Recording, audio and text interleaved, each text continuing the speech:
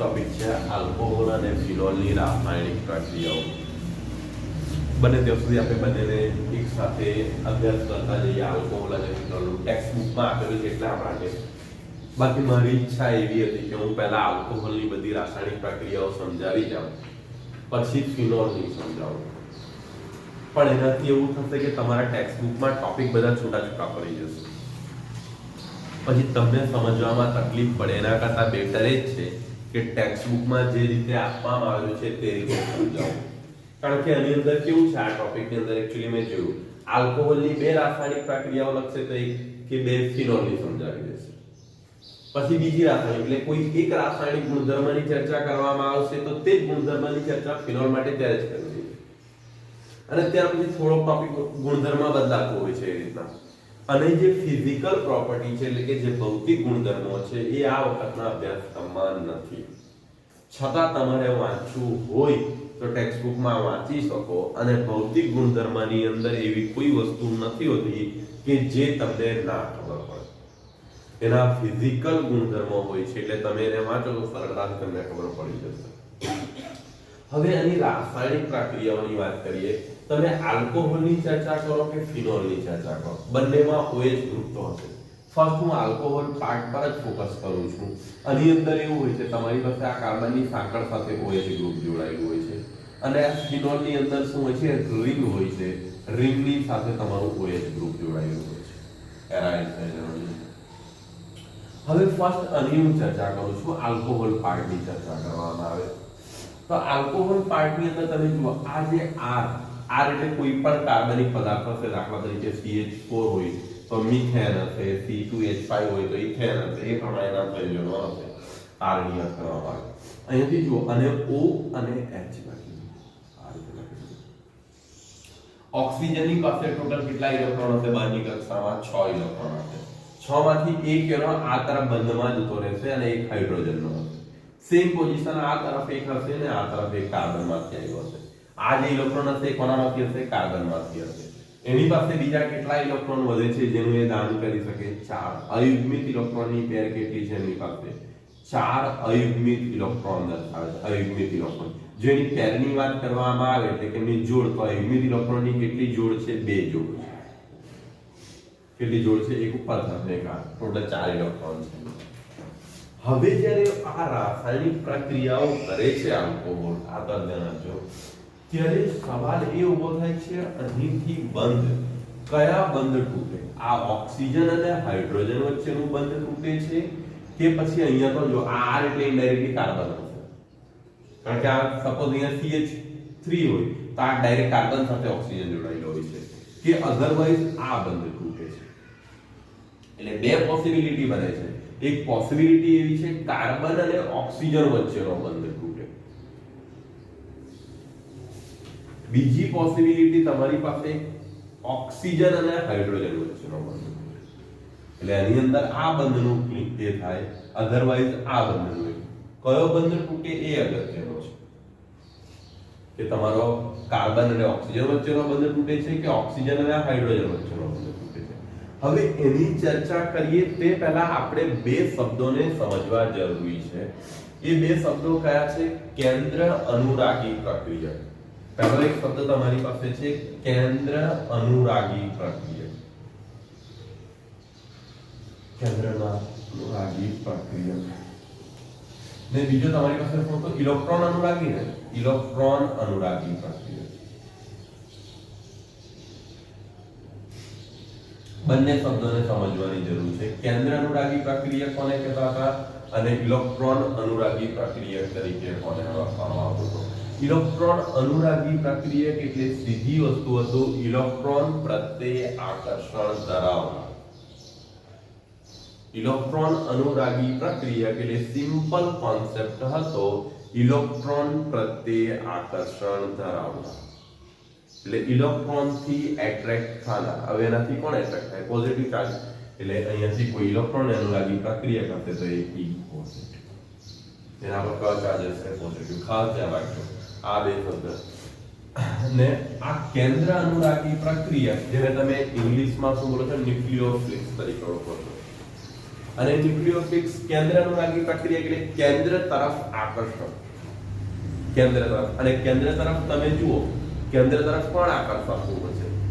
તો કેન્દ્ર પ્રત્યેનું એટ્રેક્શન કોને હશે? તો નેગેટિવ ને હશે. એટલે ન્યુક્લિયોફિલ્સ એટલે તમારી પાસે કેટલું હશે? એટલે આ બે વસ્તુ તમારા માઇન્ડની અંદર એકદમ ક્લિયર હોવી જોઈએ. કેન્દ્ર અનુરાગી પ્રક્રિયા, કેન્દ્રમાં કયો વિદ્યુતભાર હોય? જો તમે માઇન્ડમાં એવું શીખે તો કેન્દ્ર અનુરાગી, કેન્દ્રમાં કોણ હોય? ધન. અનુરાગી એટલે એના તરફ આકર્ષણ. કેન્દ્ર તરફ આકર્ષણ કોને હોય? તો જેનો પર ઋણ ચાર્જ હશે તેને આકર્ષણ હશે. અને ઇલેક્ટ્રોન અનુરાગી, ઇલેક્ટ્રોન પ્રત્યે અનુરાગી એટલે એના તરફ આકર્ષણ હોય. ઇલેક્ટ્રોન અનુરાગી તો ઇલેક્ટ્રોન તરફ આકર્ષણ કોને હશે? જો જે ધન ચાર્જ ધરાવતા હશે તે. કેન્દ્ર અનુરાગી એટલે કેન્દ્ર તરફ આકર્ષણ. કેન્દ્ર તરફ એટલે ઇનડાયરેક્ટલી કોના? ધન વિદ્યુતભાર તરફ આકર્ષણ. એ કોણ હશે? જે ઋણ વિદ્યુતભાર ધરાવતા હશે. આ બંને વસ્તુ તમને ક્લિયર ખબર હોવી જોઈએ. હું ફરીથી તમને કેમ છું, આની અંદર બંધ તૂટવાની બે પોસિબિલિટી છે. એક પોસિબિલિટી એવી છે ઓક્સિજન અને હાઇડ્રોજન વચ્ચેનો બોન્ડ તૂટવો. બીજી પોસિબિલિટી છે કાર્બન અને ઓક્સિજન વચ્ચેનો બંધ તૂટે. હવે ક્યારે કયો બંધ તૂટશે એની હું વાત કરું છું. જો તમારો પ્રક્રિયક કેન્દ્ર અનુરાગી હશે, હું તમને ફરીથી કેમ છું, કેન્દ્ર અનુરાગી પ્રક્રિયક હશે તો એની ખાસ ધ્યાન રાખજો, ઓક્સિજન અને હાઇડ્રોજન વચ્ચેનો બંધ તૂટે છે.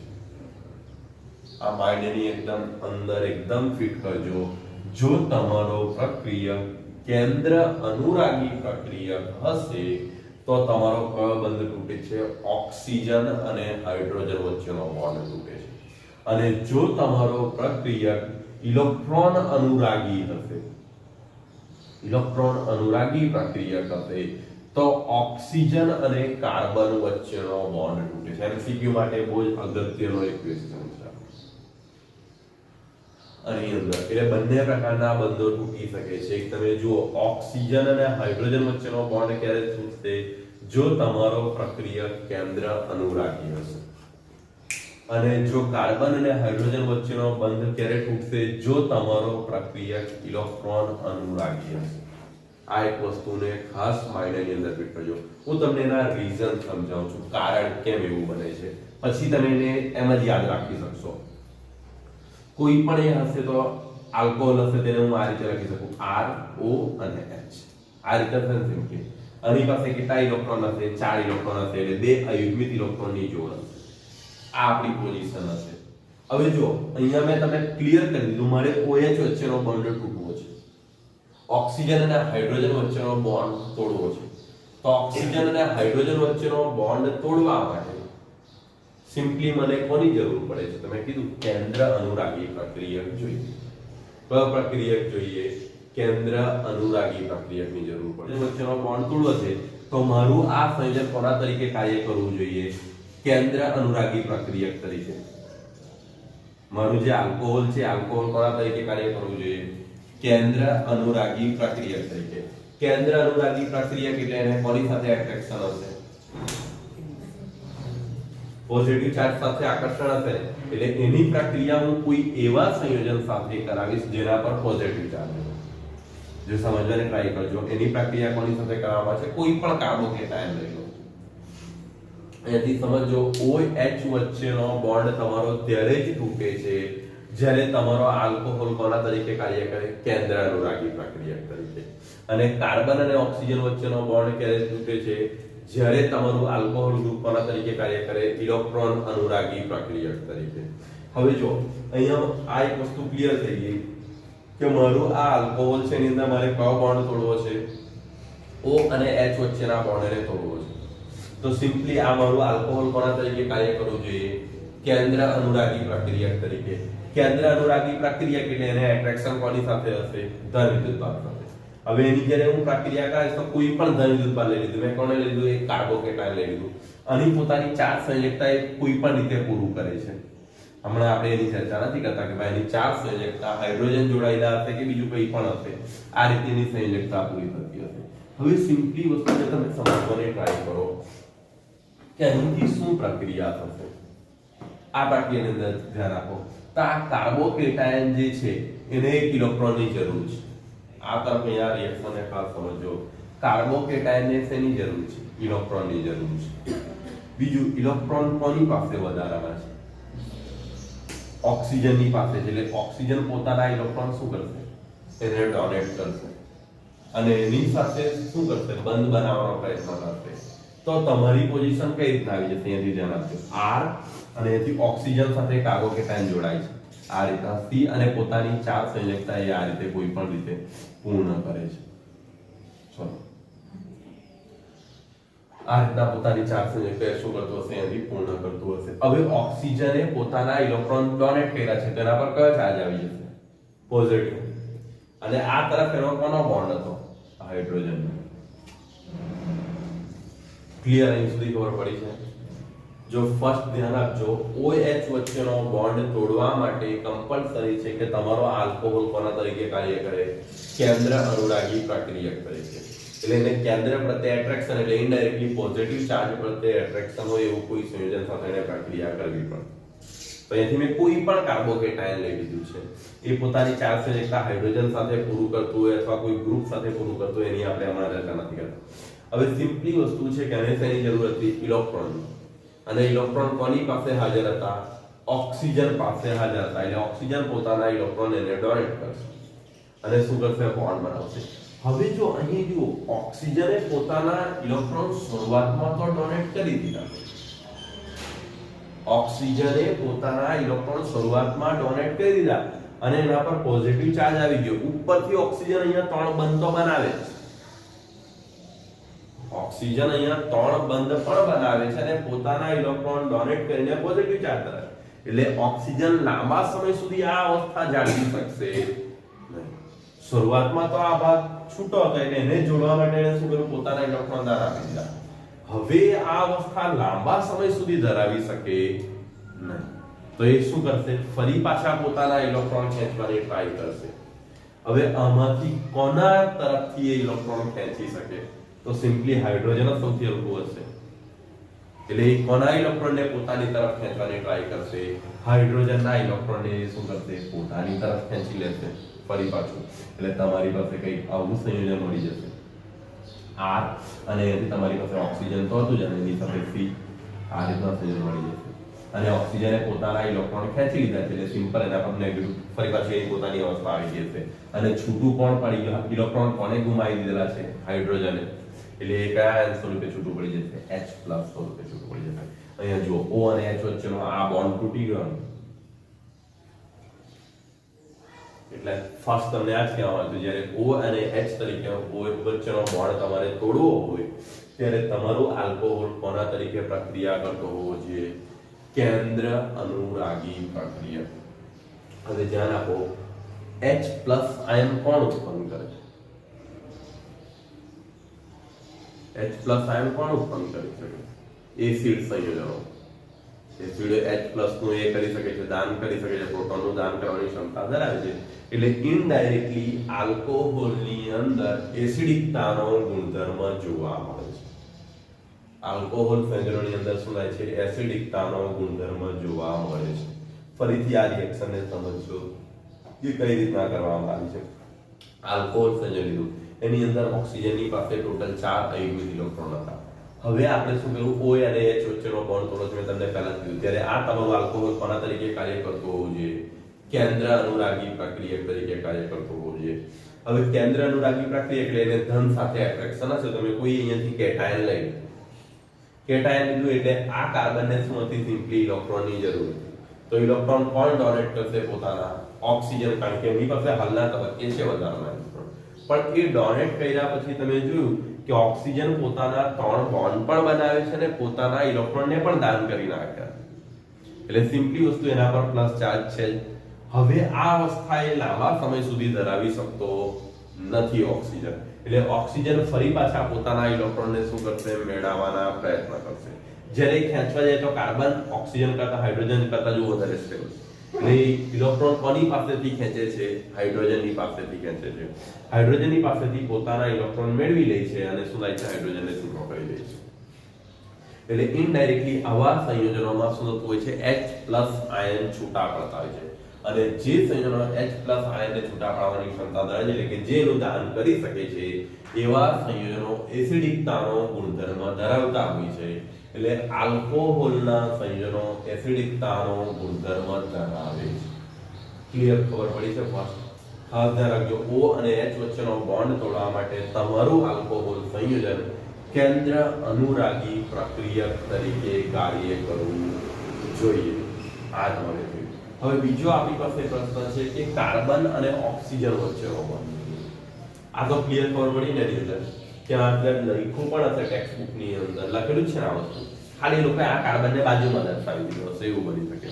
આ સંયોજન તમે જુઓ, RO અને એથી C આ રીતેના સંયોજનો દર્શાવી દીધા હશે, એટલે એની અંદર કઈ નવું નથી. ખાસ તો તમે આ શબ્દ લખી દેજો કે ભાઈ આલ્કોહોલ તમારા કોના તરીકે કાર્ય કરવું છે? કેન્દ્ર અનુરાગી પ્રક્રિયક તરીકે કાર્ય કરવું જોઈએ. આપણે લઈએ નેક્સ્ટ. આપણે તમે સેકન્ડ પાર્ટ ની અંદર શું કરવાના છે? આ રીતે લેતા હતા OH.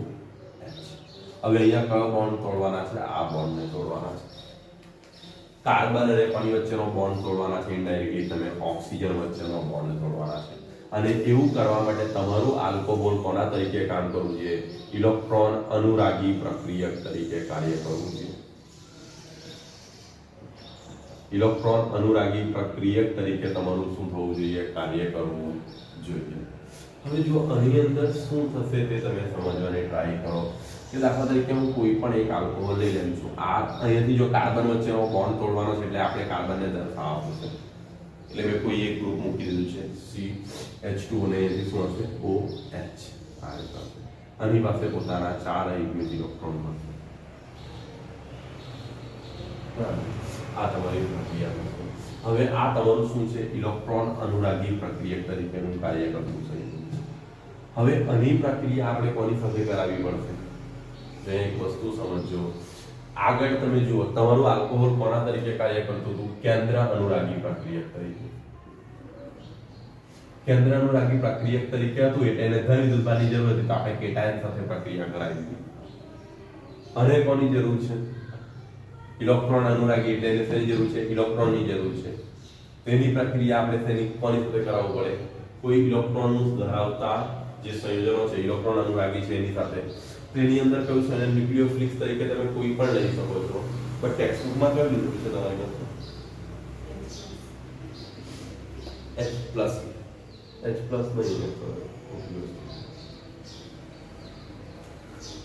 નહીં લેવાશે. ચલો આ તરફ ધ્યાન આપો. H+ ડાયરેક્ટલી લેવાશે. ફરતું મને સમજાવું છું. આ પ્રક્રિયક તમારું કોના તરીકે કાર્ય કરવું જોઈએ? ઇલેક્ટ્રોન અનુરાગી પ્રક્રિયક તરીકે કાર્ય કરવું જોઈએ. આ તરફ ધ્યાન આપો. એટલે ઇનડાયરેક્ટલી એને ઇલેક્ટ્રોનની જરૂર છે, તો ઇલેક્ટ્રોન કોઈ પણ ન્યુક્લિયોફિલિક્સ હશે. દાખલા તરીકે બ્રોમિન કે બીજા કોઈ પણ લઈ લો તમે હેલોજન સમૂહના, જેની પાસે ઇલેક્ટ્રોન હોય તેની સાથે એની શું કરવામાં આવે? પ્રક્રિયા કરાવવામાં. હવે તમે સિમ્પલી આ વસ્તુને સમજવાની ટ્રાય કરો. આ શું કરે છે? ન્યુક્લિયોફિલિક્સ. તમને એક વસ્તુ ખબર છે, આ શું કરશે? આના પર એટેક કરશે. આ બોન્ડ પર સિમ્પલી દેજો, અને પોતે OH ગ્રુપને કાઢી નાખશે અને એની જગ્યાએ પોતે જોડાઈ જાય છે. SN પ્રકારની રિએક્શન તમે જુઓ. ન્યુક્લિયર આ હતું ને સબસ્ટિટ્યુશન વાળું, SN1 ને SN2, એની અંદર પણ કંઈક આવી પ્રક્રિયા મળતી હતી. તમારું આ ન્યુક્લિયોફિલિક્સ એના પર એટેક કરતું હતું અને OH ગ્રુપનું વિસ્થાપન પોતાના વડે કરી દેતું હતું. આ રીતની પ્રક્રિયા થતી હતી. એટલે જો વાસ્તવમાં અને તમે જોવાની ટ્રાય કરો તો આના H ને હું આ રીતે લખી દઉં, H અને H આ રીતે, અને આની સાથે ઓક્સિજન જોડાયેલું હશે. હવે અહીંયા એક વસ્તુ જુઓ કે સિમ્પલી ન્યુક્લિયોફિલિક્સ એના પર એટેક કરવાનું છે અને આ ગ્રુપને એને છૂટું પાડી દેવાનું છે. પણ અહીં પ્રોબ્લેમ શું છે? આથી ખાસ ધ્યાન રાખજો. ન્યુક્લિયોફિલિક્સ જ્યારે આના પર એટેક કરે ને એને આ ભાગને છૂટું પાડી દેવાનું છે.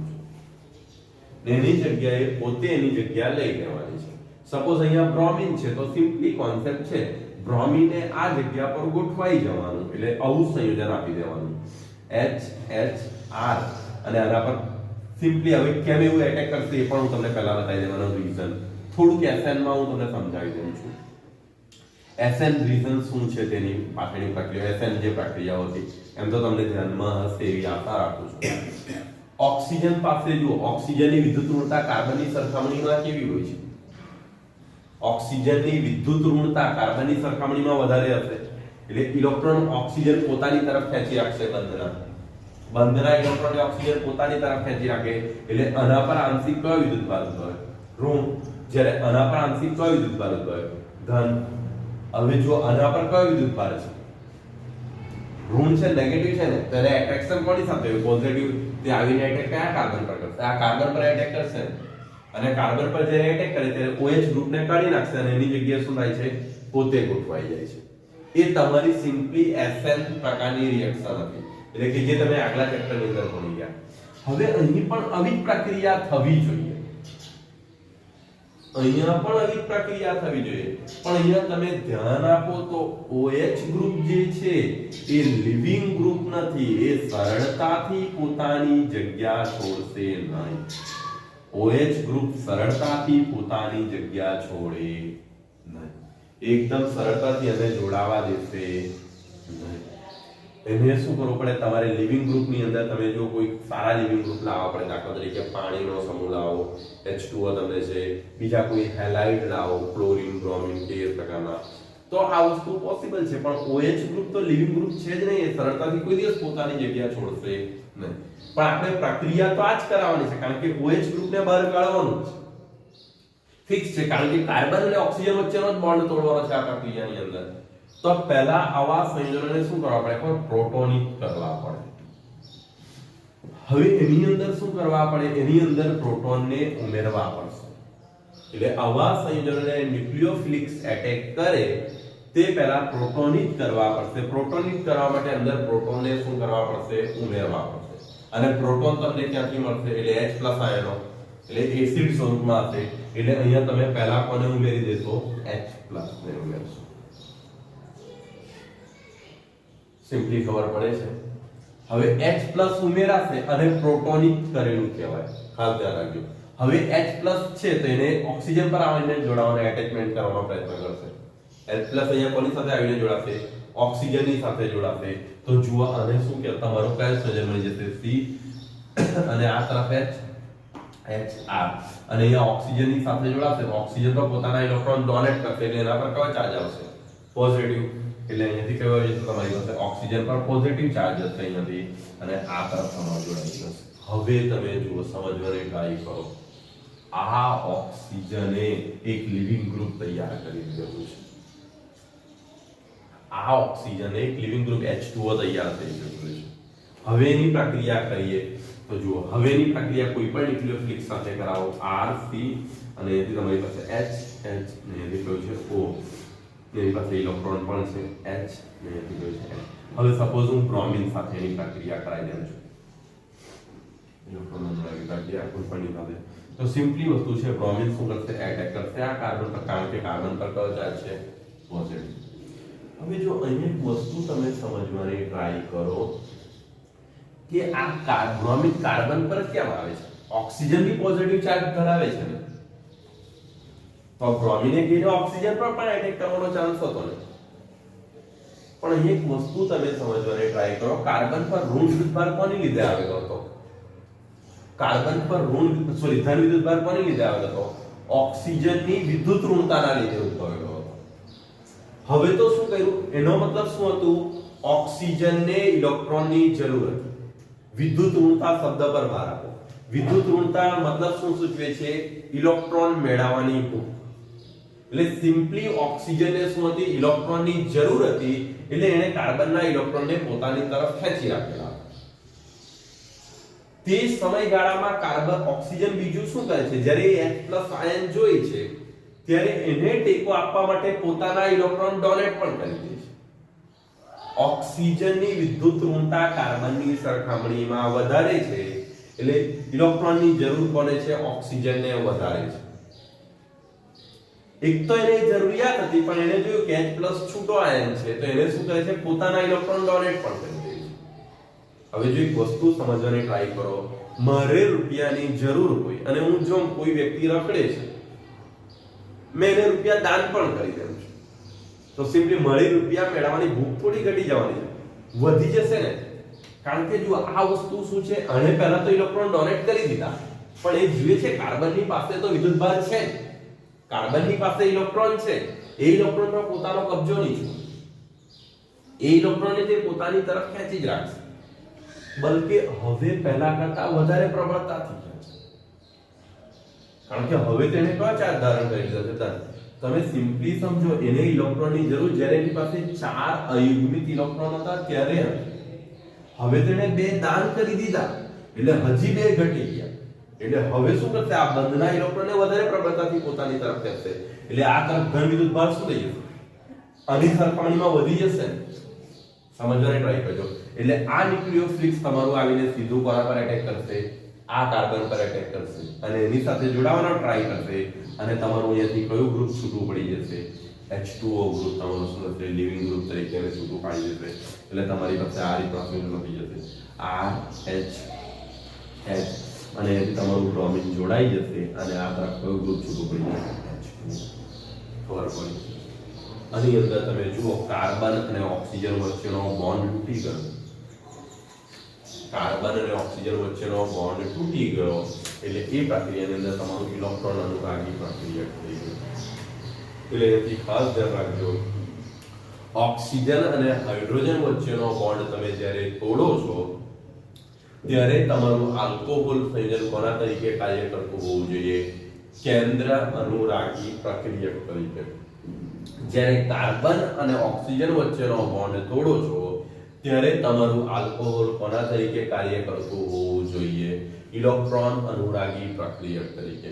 પણ અહીંયા ખાસ ધ્યાન રાખજો, આ જે અવસ્થા લખેલી છે ને, એને પ્રોટોનિત કરેલી છે. પ્રોટોનિત એટલે એક લિવિંગ ગ્રુપ તૈયાર કરવામાં આવ્યું કે જે સરળતાથી પોતાની જગ્યા છોડીને શું કરે? ત્યાંથી ચાલી જાય. OH ગ્રુપ એટલી સરળતાથી પોતાની જગ્યા છોડતે નહીં, એટલા માટે એને આપણે H+ આયનની સાથે જોડી દીધા, અને પછી H2O નું ગ્રુપ તૈયાર કરી દીધું, પછી એને ન્યુક્લિયોફિલિક સાથે ગયું. હવે એક વસ્તુ બીજું, ઘણા વખત પ્રોબ્લેમ તમને એવો થશે કે જુઓ, સપોઝ મેં ફર્સ્ટ રિએક્શન ની અંદર મેં પણ પૂછાઈ ગયો તો હમણાં કયું હતું? આપણે O અને H વચ્ચેનો બોન્ડ તોડવા માટે તમારું આલ્કોહોલ કોના તરીકે કાર્ય કરવું જોઈએ? કેન્દ્ર અનુરાગી પ્રક્રિયા. કેન્દ્ર અનુરાગી પ્રક્રિયા એટલે સિમ્પલી એને ધન વિદ્યુત ભાર જોઈએ, એટલે એની પ્રક્રિયા કયા સંયોજનો સાથે કરાવો? જે ધન વિદ્યુત ભારિત હોય છે. જ્યારે બીજું કેસમાં કાર્બન અને ઓક્સિજન વચ્ચેનો બોન્ડ તોડવા માટે તમારે કોની જરૂર છે? ઇલેક્ટ્રોન અનુરાગી પ્રક્રિયા હોવું જોઈએ. તમારું આલ્કોહોલ કયો હોવું જોઈએ? ઇલેક્ટ્રોન અનુરાગી. ઇલેક્ટ્રોન અનુરાગી એટલે સિમ્પલી વસ્તુ છે, એને એવા સંયોજન સાથે પ્રક્રિયા કરાવો જેને ઇલેક્ટ્રોનની જરૂર છે. ખબર પડી? એટલે આ ઋણ વિદ્યુતભાર સાથે એની પ્રક્રિયા ન્યુક્લિયોફિલિક સાથે તો જ એને ઇલેક્ટ્રોન મળશે ને, કારણ કે જેની પાસે ઇલેક્ટ્રોન હશે તેની પાસે જ લેવા જશે ને. ઇલેક્ટ્રોન અનુરાગી પ્રક્રિયા તરીકે ક્યારે કાર્ય કરશે? કે ભાઈ સામે કોઈ ઇલેક્ટ્રોન આપવા વાળું પણ હોવું જોઈએ, એટલે ઋણ વિદ્યુતભાર હોવો જોઈએ. ઇલેક્ટ્રોન આપવા વાળું એટલે ઇન શોર્ટ ઋણ વિદ્યુતભાર વાળું, એટલે એટ્રેક્શન ઋણ તરીકે હોય ને, એટલે એ નેગેટિવ ચાર્જ, એટલે ન્યુક્લિયોફિલિક તરીકે પ્રક્રિયા તમારે કરવાની છે. આ સ્ટેપ એનો ભાગ નથી, આ માત્ર પ્રોટોનિત કરવામાં આવે છે. એટલે કોઈ માઇન્ડમાં એવું નહીં બેસાડી લે કે આ H+ આયન સાથે કેમ પ્રક્રિયા કરાવી, અને પ્રક્રિયા નેગેટિવ સાથે તો એ કેમ આની સાથે કરાવી? એ માત્ર શું કરવામાં આવે છે? એને પ્રોટોનિત કરવામાં આવેલું છે. ખબર પડી આ બંને ટોપિક. પોઈન્ટ ની અંદર તમે એવું જોયું કે ધાતુઓ જે આલ્કોહોલ સંયોજનો છે, OH સંયોજનો આલ્કોહોલ વાળા, એ કયો ગુણધર્મ ધરાવે છે? એસિડિકતાનો ગુણધર્મ ધરાવે છે. એસિડિકતાનો ગુણધર્મ એટલે એસિડ તરીકે વર્તે છે.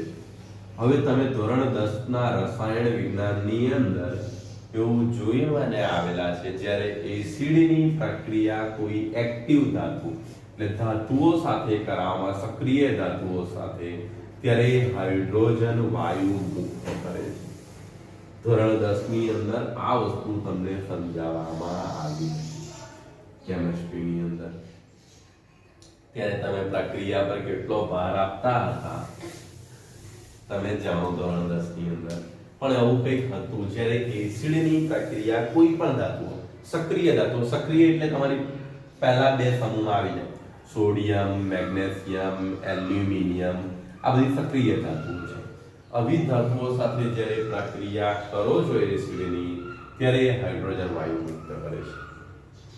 હવે અહીંયા આપણે એક વસ્તુ સાબિત કરી દીધી કે ભાઈ આલ્કોહોલ સમૂહના જે સંયોજનો છે એ એસિડિકતાનો ગુણધર્મ ધરાવે છે, એટલે એસિડ તરીકે કાર્ય કરે છે. હવે જો એનો મતલબ શું થઈ ગયો, જો આલ્કોહોલની પ્રક્રિયા કોઈ ધાતુ સાથે કરવામાં આવશે તો કયો વાયુ છૂટો પડવો જોઈએ, હાઇડ્રોજન વાયુ છૂટો પડવો જોઈએ. એટલે આ એક ક્લિયર કોન્સેપ્ટ થઈ ગયો. હવે હું કોઈ પણ એક આલ્કોહોલ સંયોજન લઈ લઉં છું, સપોઝ ROH. આ મેં કોઈ એક આલ્કોહોલ સંયોજન લીધું, એની પ્રક્રિયા હું કોઈ પણ એની સાથે કરાવું ધાતુ સાથે, સપોઝ હું કરાવી દઉં છું સોડિયમ સાથે. સોડિયમની સાથે હું પ્રક્રિયા કરાવું તો ફિક્સ વસ્તુ છે, સોડિયમ ધાતુ છે, એટલે અહીંથી શું છૂટું પડવું જોઈએ, H2 છૂટો પડવો જોઈએ, હાઇડ્રોજન વાયુ છૂટો પડવો જોઈએ. હાઇડ્રોજન હંમેશા H2 ના સ્વરૂપમાં, એટલે બે જોઈએ. પણ આ તરફ હાઇડ્રોજન કેટલા છે, એક જ છે, એટલે સિમ્પલી અને મારે શેના વડે ગુણવું, એટલે અહીંથી મારી પાસે શું છૂટું પડી જવું જોઈએ, H2 છૂટો પડવો જોઈએ. બીજું તમારી પાસે શું વધ્યું, હવે જો અહીંથી હાઇડ્રોજન છૂટો પડશે, H+ આયન છૂટો પડશે, આ ધ્યાન રાખજો. પણ કેટલા છૂટા પડશે, બે, બરાબર. કારણ કે અહીંયા આગળ બે ગુણાયેલા છે તો જ H2O બને છે. તો સિમ્પલી વસ્તુ આ સોડિયમ એની જગ્યાએ જોડાશે, એટલે સોડિયમના પણ કેટલા આયનો હોવા, બે, એટલે અહીંથી તમારી પાસે સંયોજન કેવું મળશે, 2RO સોડિયમ ફિનોક્સાઇડ. ખબર પડી? આ રીતના અહીંથી પ્રક્રિયા થશે, એટલે હાઇડ્રોજન વાયુ તમારું શું થાય છે, છૂટવું પડે છે. આ તમારા આલ્કોહોલ સંયોજનોની જ્યારે, એટલે તમારે મેઇન ઇમ્પોર્ટન્ટ કોન્સેપ્ટ અહીંયા ધોરણ 10 નો હતો કે જ્યારે કોઈ પણ એસિડની સક્રિય ધાતુઓ સાથેની પ્રક્રિયા કરાવવામાં આવે છે ત્યારે હાઇડ્રોજન વાયુ તમારો શું થતું હોય છે, મુક્ત થતું હોય છે. હવે આગલા ટોપિકની અંદર આપણે વેરીફાઈડ કરી દીધું કે આલ્કોહોલ સંયોજન એસિડિકતાનો ગુણધર્મ ધરાવે છે. એસિડિકતાનો ગુણધર્મ ધરાવે છે તેની કોઈ પણ ધાતુઓ સાથેની પ્રક્રિયા કરી, સપોઝ મેં બે ધાતુ સોડિયમ લઈ લીધી, એની સાથે પ્રક્રિયા કરી તો હાઇડ્રોજન વાયુ મુક્ત થશે. કેમ અહીંયા બે વડે ગુણ્યા, કારણ કે હાઇડ્રોજન હંમેશા H2 ના સ્વરૂપમાં જ હશે, એટલે H2 ના સ્વરૂપમાં. જ્યારે એ એડજસ્ટ કરવા ગયા ત્યારે જોયું કે ભાઈ અહીંયા બે હાઇડ્રોજન છૂટા પડે એટલે બે વખત પોઝિટિવ, તો અહીંયાથી બે સોડિયમ જોઈશે. સિમ્પલી વસ્તુ છે.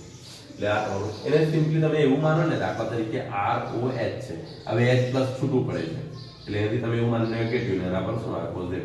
આની સાથે જોડાવા માટે બીજું કોઈ નેગેટિવ પોઝિટિવ જોઈશે ને, તો પોઝિટિવ કોણ છે, સોડિયમ. સોડિયમ એની જગ્યાએ આવીને જોડાશે, કારણ કે તો પહેલા સમૂહના તત્વો છે, એટલે સિમ્પલી એની જગ્યાએ પણ કેટલા હાઇડ્રોજન છૂટા પડશે, બે, તો અહીંયા સોડિયમની કેટલી જરૂર પડશે, આપણે બે સોડિયમની જરૂર પડશે. ક્લિયર થાય છે તમારું? એટલે આ રીતના. હવે કોઈ તૃતીયક પ્રકારનો આલ્કોહોલ લઈ લેવામાં આવે, સપોઝ હું તૃતીયક પ્રકારનો આલ્કોહોલ લઈ લઉં છું, એથી આ રીતે લઈ લઈએ CH3 અને આ તરફ CH3 અને CH3, આ તૃતીયક પ્રકારનો આલ્કોહોલ છે. અહીં મારે કોઈ ધાતુ સાથે પ્રક્રિયા કરી છે, સપોઝ હું એલ્યુમિનિયમ લઈ લઉં. એલ્યુમિનિયમની તમને ખબર હોય તો ઓક્સિડેશન અવસ્થા +3. આ ધ્યાન રાખજો, એલ્યુમિનિયમની ઓક્સિડેશન અવસ્થા કેટલી છે, +3 છે. હવે મારે +3 જોઈતું હશે તો આ તરફ સિમ્પલી વસ્તુ છે, મારે કેટલા અને કેટલા રિએક્શન સાથે પ્રક્રિયા કરવી પડશે, એના 3 યુનિટ જોઈશે ને મારે પ્રક્રિયા કરાવવા. કારણ કે એનાથી તો હું H+ જ છૂટો પાડીશ, તો આના પર એક જ નેગેટિવ વિદ્યુતભાર આવશે, તો સમજો મારે તો કેટલા અહીંયા પોઝિટિવ છે, 3, તો આના મારે 3 H છૂટા પાડવા પડશે ને, સિમ્પલી ખબર પડે છે. એટલે મારે આના કેટલા યુનિટ જોઈશે, 3 યુનિટ જોઈશે.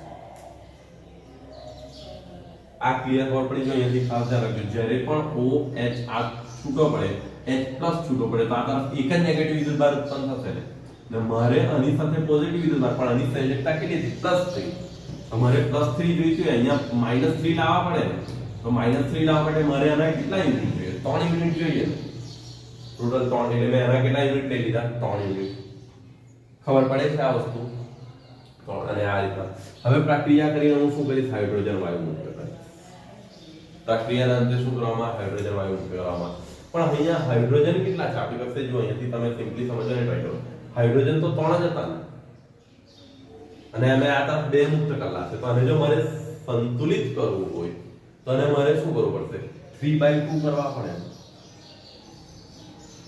3/2 વડે ગુણવા પડશે એટલે 2 2 કટ થઈ જાય, એટલે 3H થઈ જશે ને તમારી પાસે. સમજ પડે છે આ વસ્તુ? એટલે આ કેટલા થઈ જશે, 3/2. ને બીજું તમારું આની સાથે જોડાઈ જશે એલ્યુમિનિયમ, એટલે તમારી પાસે શું હશે, 3, અને અહીંયાથી સમજો અહીંયાથી કયું થશે, CH3 ને અહીંયાથી કયું આવી જશે, CH3, ને અહીંયાથી તમારી પાસે કયું હતું, O, અને આ બોન્ડ તૂટી ગયો, હા ધ્યાન રાખજો, ઓક્સિજન અને એની વચ્ચેનો બોન્ડ તૂટી ગયો, એની જગ્યાએ કોણ જોડાઈ ગયું? તમારું એલ્યુમિનિયમ. ક્લિયર થયું? બટ અહીંયા તમે ધ્યાન આપો, અને જો હું લસા લઈને એડજસ્ટ કરવાની ટ્રાય કરું, અપૂર્ણાંકના ભાગમાં નહીં રાખું તો અહીંયા 3 દુ કેટલા થઈ જશે? 6. અહીંયા કેટલા આવી જશે? 2. અને અહીંયાથી છેદ નીકળી જાય લસા લઈને, તો અહીંયા 3 દુ કેટલા થઈ જશે? આ મારું કયું અવસ્થાનું સમીકરણ થઈ જશે? સંતુલિત અવસ્થાનું. ક્લિયર છે? તમારી ટેક્સ્ટ બુકની અંદર આ આપેલું છે, એટલે તમે કન્ફ્યુઝ નહીં થયા કરતા ખોટું કે આ કઈ રીતે લખવામાં આવે છે. એટલે આ રીતે તમારી પ્રક્રિયાઓ થતી હોય છે. સિમ્પલી અહીંયાથી મેં તમને કીધું તેમ અહીંયા તમારે એક જ ગુણધર્મને વ્યાખ્યાયિત કરવાનો છે. આલ્કોહોલના સંયોજનો એસિડ એકતાનો ગુણધર્મ ધરાવે છે તેની સાબિતી જોઈએ. તો સાબિતી માટે ધોરણ 10 ની અંદર એવું ભણીને આવ્યા છે કે ભાઈ જ્યારે કોઈ પણ એસિડની ધાતુ સાથેની પ્રક્રિયા કરવામાં આવે તો એ હાઇડ્રોજન વાયુ મુક્ત કરવા જોઈએ. તો અહીંથી મેં બે આલ્કોહોલ લીધા, એક પ્રાઇમરી આલ્કોહોલ લીધો, એક ટર્શરી આલ્કોહોલ એટલે તૃતીય પ્રકારનો આલ્કોહોલ લીધો. બંનેની જ્યારે પ્રક્રિયાઓ ધાતુ સાથે કરાવવામાં આવી ત્યારે એવું જોવા મળે છે બંને હાઇડ્રોજન વાયુ મુક્ત કરે છે. એટલે સિમ્પલી આ સંયોજનો એસિડિકતાનો ગુણધર્મ શું કરે છે? ધરાવતા હોવા જોઈએ. ખબર પડે છે? હવે જે કોન્સેપ્ટ આની અંદર લખવામાં આવ્યો તે જ કોન્સેપ્ટ ફિનોલ માટે સમજાવવામાં આવ્યો છે. જે કોન્સેપ્ટ આના માટે સમજાવવામાં આવ્યો છે એ જ કોન્સેપ્ટને તમે કોના માટે સમજી શકો છો? ફિનોલ માટે સમજી શકો, કારણ કે ત્યાં પણ OH ગ્રુપ તો તમારું OH છે, એટલે એ જ વસ્તુ તમને સમજાવવામાં આવી છે. સપોઝ અહીંયાથી કોઈ ફિનોલ લઈ લઈએ આપણે, જો કે એની ચર્ચા ખરેખર ડિટેલમાં કરે તો વધારે આઈડિયા આવે, પણ અહીંથી તમે સમજી OH ગ્રુપ છે. હવે આની પ્રક્રિયા તમે કોઈ પણ ધાતુ સાથે કરાવી દો, દાખલા તરીકે સોડિયમ સાથે કરાવી દો, તો સિમ્પલી O અને H વચ્ચેનો બોન્ડ તૂટશે, એની જગ્યાએ કોણ ગોઠવાઈ જશે? સોડિયમ ગોઠવાઈ જશે. બટ હાઇડ્રોજન કેટલા છૂટા પડવા છે? 2 હાઇડ્રોજન છૂટા પડે ને H2 ના સ્વરૂપમાં, એટલે અહીંયા એના કેટલા યુનિટ જોઈશે? 2 યુનિટ જોઈશે. તો આ તરફ સોડિયમ પણ તમને ડબલ જોઈએ, તેથી તમને પ્રક્રિયા થશે તો શું મળી જશે? 2 અને અહીંયાથી શું આવી જશે? O N આવી જશે, ને આ તરફ તમારો કયો વાયુ છૂટો પડી જશે? ક્લિયર છે? એટલે આ ગુણધર્મ જે એસિડિકતાનો ગુણધર્મ આલ્કોહોલની અંદર જોવા મળે છે તે જ એસિડિકતાનો ગુણધર્મ કોની અંદર જોવા મળે છે? ફિનોલની અંદર પણ જોવા મળે છે. તે જ રીતે જ્યારે એની પ્રક્રિયા બેઝ સાથે કરવામાં આવે ફિનોલની પ્રક્રિયા, ત્યારે તમે જુઓ H2O ધાતુઓનો એક તમે જુઓ અહીંયાથી એસિડ સાથેની પ્રક્રિયા કરીને હાઇડ્રોજન આવે. તે જ રીતે જ્યારે ધાતુઓની બેઝ સાથેની પ્રક્રિયા કરાવવામાં આવે ત્યારે પાણીના અણુઓ મુક્ત થાય છે, H2O મુક્ત થાય છે. દાખલા તરીકે હું ફિનોલ લઈ લઉં છું એસિડિકતાનો ગુણધર્મની અંદર, એ રીતના એની કોઈ એક બેઝ સાથે પ્રક્રિયા કરાવું છું. દાખલા તરીકે અહીંથી OH લઈ લઈએ, સોડિયમ હાઇડ્રોક્સાઇડ સાથે પ્રક્રિયા કરાવવામાં આવે, તેની સાથે પ્રક્રિયા કરાવી છે આપણે સોડિયમ હાઇડ્રોક્સાઇડ સાથે પ્રક્રિયા કરાવવામાં આવે છે. તો સિમ્પલી વસ્તુ છે, સોડિયમ આ પાર્ટ પર ગોઠવાશે અને હાઇડ્રોજનને શું કરશે? છૂટું પાડી દેશે. તો અહીંયા OH છે જે ત્યાંથી આવીને ગોઠવાઈ જશે એટલે H2O બની જાય. એટલે તમારી પાસે આવું સંયોજન મળે છે.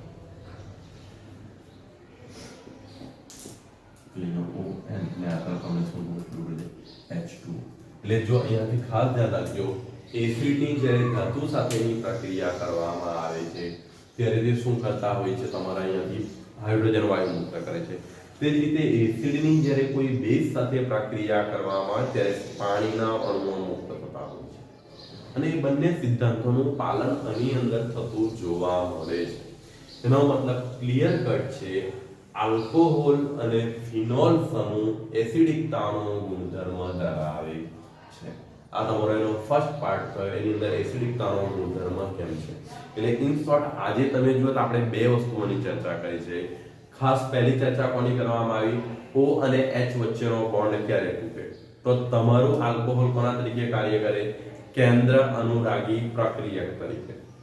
અને કાર્બન અને ઓક્સિજન વચ્ચેનો બોન્ડ ક્યારે તૂટે? તમારું આલ્કોહોલ સંયોજન ઇલેક્ટ્રોન અનુરાગી પ્રક્રિયક તરીકે કાર્ય કરે.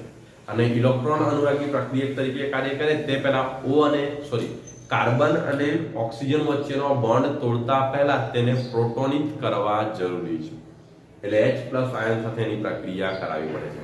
ત્યાર પછી આપણે એ આલ્કોહોલ જોયું કે ભાઈ એની અંદર એસિડિકતાનો ગુણધર્મ છે. એ એસિડિકતાના ગુણધર્મને કન્ફર્મ કરવા માટે એની પ્રક્રિયા જ્યારે ધાતુ સાથે કરવામાં આવે ત્યારે હાઇડ્રોજન વાયુ મુક્ત થવો જોઈએ. તો આપણે એની રાસાયણિક પ્રક્રિયાઓ જોઈએ, જેની અંદર જોવા મળે છે કે જ્યારે પણ એમની પ્રક્રિયા કોઈ પણ સક્રિય ધાતુઓ સાથે કરવામાં આવે છે ત્યારે એ હાઇડ્રોજન વાયુ શું થાય છે, મુક્ત કરે છે. એટલે એની અંદર ફિક્સ છે કે આ સંયોજનો શું કરતા હોય છે, એસિડિકતાનો ગુણધર્મ ધરાવે છે. બાકીના જે ગુણધર્મની ચર્ચા છે એની ચર્ચા આપણે કાલના લેક્ચર